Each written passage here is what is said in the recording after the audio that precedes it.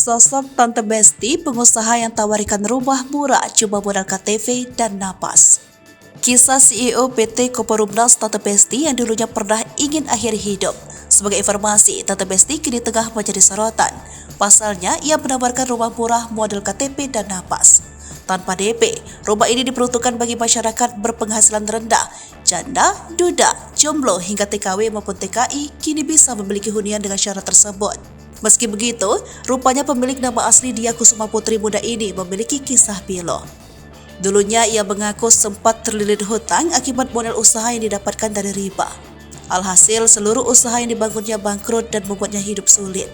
Mirisnya rumah yang ditempati menjadi jaminan bank dan harus disita akibat tak bisa membayar cicilan. Keadaan Tante Besti kian dipuruk dengan kepergian sang ibunda yang membuatnya putus asa hingga sempat berpikir untuk mengakhiri hidup. Merasa jadi titik balik, akhirnya ia pun memutuskan untuk mengakhiri segala bentuk riba.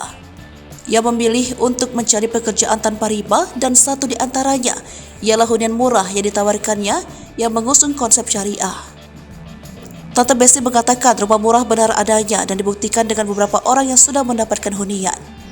Menurutnya konsep hunian yang diusung ini tanpa riba sehingga para MPR, janda, duda, jomblo TKI maupun TKW memang bisa memiliki hunian ini dengan persyaratan tersebut.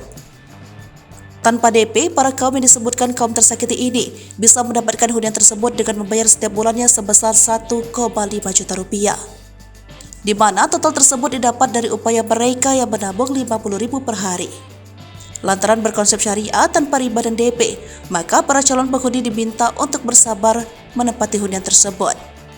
Pihak Koperumnas biasanya membutuhkan waktu 3-5 tahun untuk calon penghuni bisa menempati unit mereka sembari menunggu investor.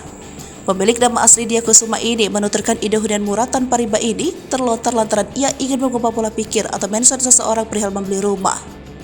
Kata dia, membeli rumah tidaklah susah bahkan menyenangkan. Seiring dengan ide ini, ia tak menampik bila perjalanannya di awal cukuplah penuh rintangan. Mengubah mindset pun bukanlah perkara mudah, diterpa isu hunian syariah hanyalah kedok penipuan sudah menjadi makan sehari-hari.